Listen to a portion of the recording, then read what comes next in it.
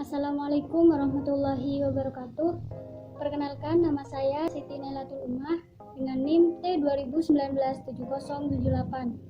Assalamualaikum warahmatullahi wabarakatuh. Saya Alfara Nabila Silmi dengan NIM T20197044 dengan nomor absen 4. Assalamualaikum warahmatullahi wabarakatuh. Perkenalkan, nama saya Nur Faiza dengan NIM T20197060.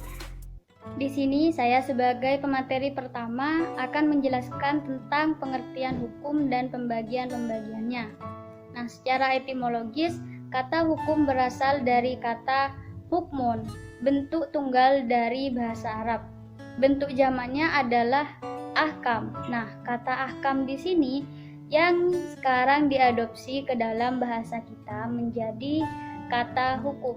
Hukum banyak sekali seginya dan luas sekali cakupannya, karena hukum mengatur semua bidang kehidupan di dalam masyarakat. Tidak hanya masyarakat suatu bangsa, tapi juga masyarakat dunia yang selalu mengalami perkembangan dan perubahan secara terus-menerus. Selanjutnya adalah pembagian hukum. Yang pertama adalah pembagian hukum menurut sumbernya. Di sini dibagi ke dalam beberapa bagian lagi, yaitu yang pertama adalah undang-undang, yang kedua adalah kebiasaan atau adat, yang ketiga traktat, yang keempat jurisprudensi, dan yang kelima adalah hukum ilmu. Nah, di sini pembagian hukum juga dibagi menurut bentuknya, yaitu hukum tertulis dan hukum tidak tertulis. Yang ketiga adalah hukum menurut tempat perlakuannya, yaitu juga dibagi ke dalam 3 bagian. Yang pertama adalah hukum nasional, yang kedua adalah hukum internasional, yang ketiga adalah hukum asing. Nah, yang terakhir adalah hukum menurut waktu berlakunya.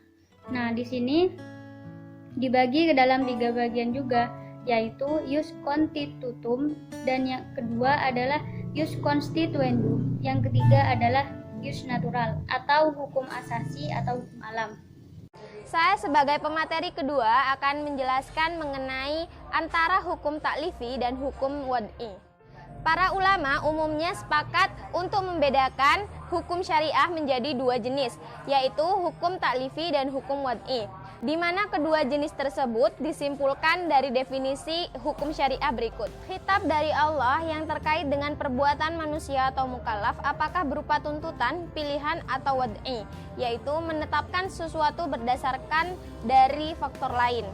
Maksud dari khitab Allah di sini adalah ketentuan Allah Subhanahu wa taala yang diwahyukan kepada nabinya Muhammad SAW, yaitu Al-Qur'an dan Sunnah. Sedangkan maksud dari perbuatan mukallaf adalah perbuatan manusia yang telah memenuhi syarat sebagai mukallaf, di mana setiap perbuatan mereka terkait dengan hukum-hukum Allah Subhanahu wa taala, seperti hukum wajib, mandub, haram, makruh, dan mubah.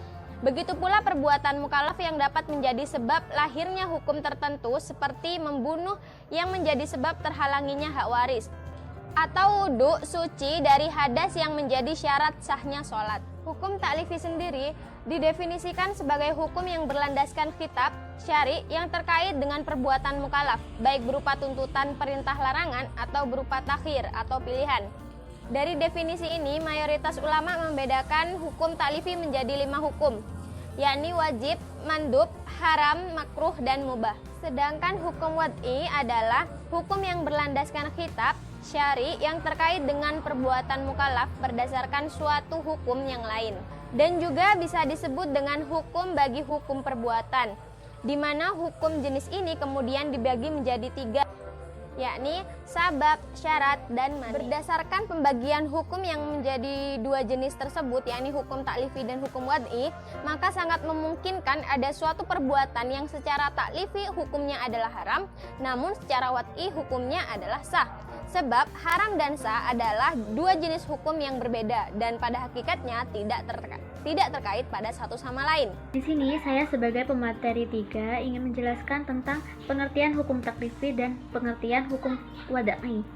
Yang pertama, hukum taklifi. Hukum taklifi adalah hukum syar'i yang mengandung untuk dikerjakan atau ditinggalkan oleh para ukallaf atau yang mengandung pilihan antara yang selesai dan ditinggalkan. Hukum taklifi menjadi 5, yaitu wajib, sunnah, haram, makruh, dan mubah. Yang pertama, wajib.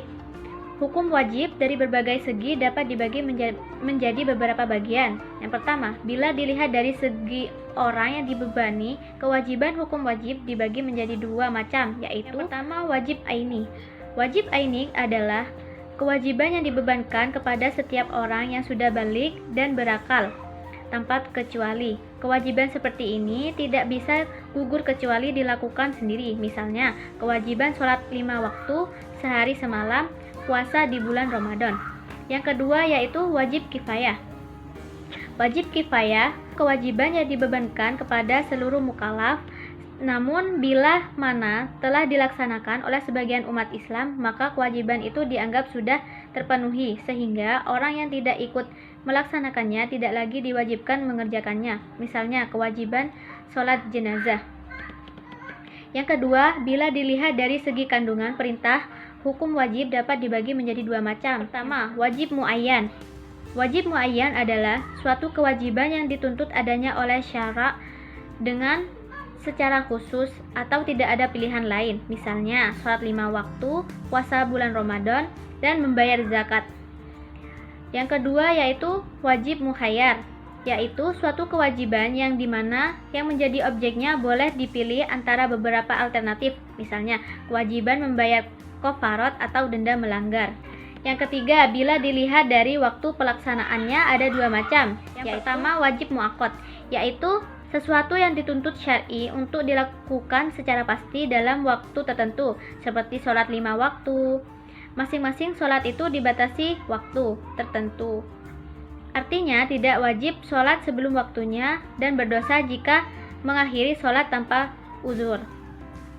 Yang kedua, wajib mutlak, yaitu sesuatu yang dituntut syar'i untuk dilakukan secara pasti tetapi tidak ditentukan waktunya, seperti menunaikan ibadah haji yang mampu. Yang keempat, dilihat dari segi ukurannya ada dua macam, yaitu wajib muhaddad, yaitu kewajiban yang oleh syar'i telah ditentukan ukurannya, seperti zakat.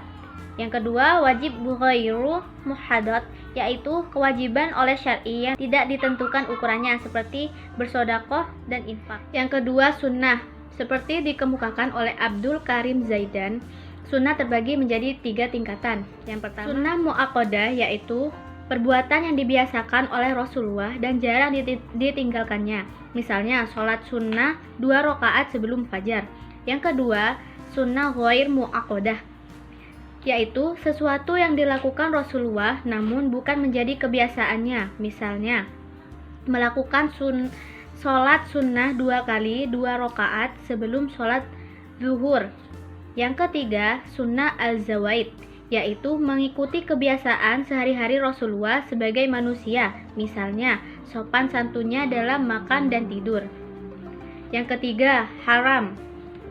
Haram terbagi menjadi 2. Yang pertama, haram yang menurut asalnya sendiri, artinya bahwa hukum syara' telah mengharamkan keharaman itu sejak dari permulaan, seperti zina, mencuri, sholat tanpa bersuci, mengawini salah satu muhrimnya dengan mengetahui keharamannya. Yang kedua, haram karena sesuatu yang baru, artinya sesuatu perbuatan itu pada awalnya ditetapkan sebagai kewajiban, kesunahan, kebolehan, tetapi bersamaan dengan sesuatu yang baru yang menjadikannya haram, seperti sholat yang memakai baju gosok, jual beli yang mengandung unsur menipu, talak bid'i, atau talak yang dijatuhkan pada saat istri sedang haid. Yang keempat, makruh. Secara bahasa, makruh berarti sesuatu yang dibenci. Dalam istilah usul fikih, kata makruh menurut mayoritas ulama usul fikih berarti sesuatu yang dianjurkan syariat untuk ditinggalkan akan mendapat pujian dan apabila dilanggar tidak berdosa. Seperti halnya berkumur dan memasukkan air ke hidung secara berlebihan di siang hari pada saat berpuasa karena dikhawatirkan air akan masuk ke rongga kerongkongan dan tertelan. Yang kelima, mubah.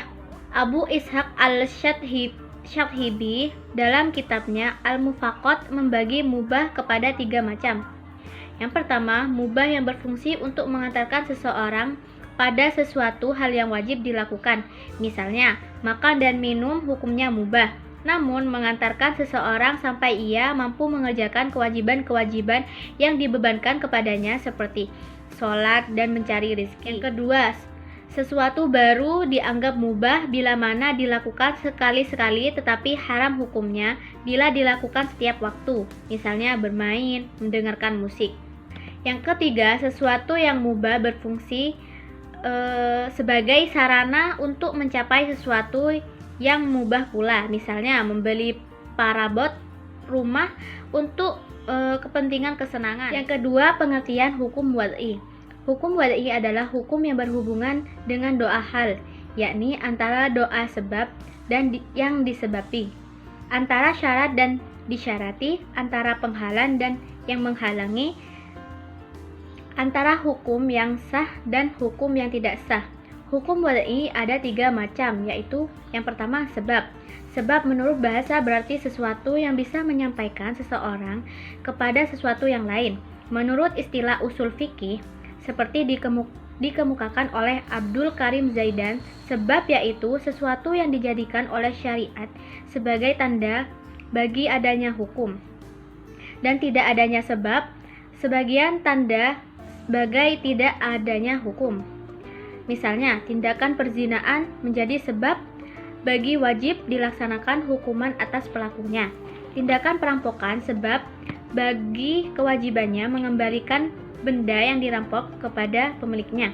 Melihat anak bulan Ramadan menyebabkan wajibnya berpuasa. Yang kedua, syarat. Hukum wad'i yang kedua adalah syarat, yaitu sesuatu yang menghendaki adanya sesuatu yang lain atau sebagian tanda. Sedangkan menurut istilah usul fikih seperti dikemukakan oleh Abdul Karim Zaidan, syarat adalah sesuatu yang tergantung kepadanya ada yang sesuatu yang lain, ada berada dan berada di luar dari hakikat sesuatu itu. Seperti wudhu adalah syarat bagi sahnya sholat.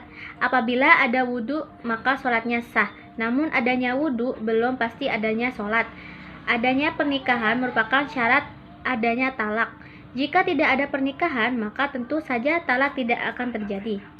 Yang ketiga, mani atau penghalang. Mani adalah sesuatu yang adanya meniadakan hukum atau membatalkan sebab. Dalam suatu masalah kadang sebab syara' sudah jelas dan memenuhi syarat-syaratnya, tetapi ditemukan adanya mani yang menghalangi konsekuensi hukum atas masalah tersebut. Sebuah akad misalnya dianggap sah bila mana telah memenuhi syarat-syaratnya dan akad yang itu mempunyai akibat hukum selama tidak terdapat padanya suatu penghalang. Misalnya, akad perkawinan yang sah karena telah mencukupi syarat dan rukunnya adalah sebagai sebab waris mewarisi.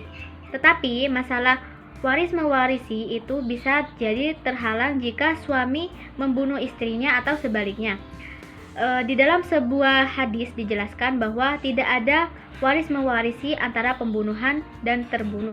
Demikian presentasi dari kelompok kami, kurang lebihnya mohon maaf. Wassalamualaikum warahmatullahi wabarakatuh.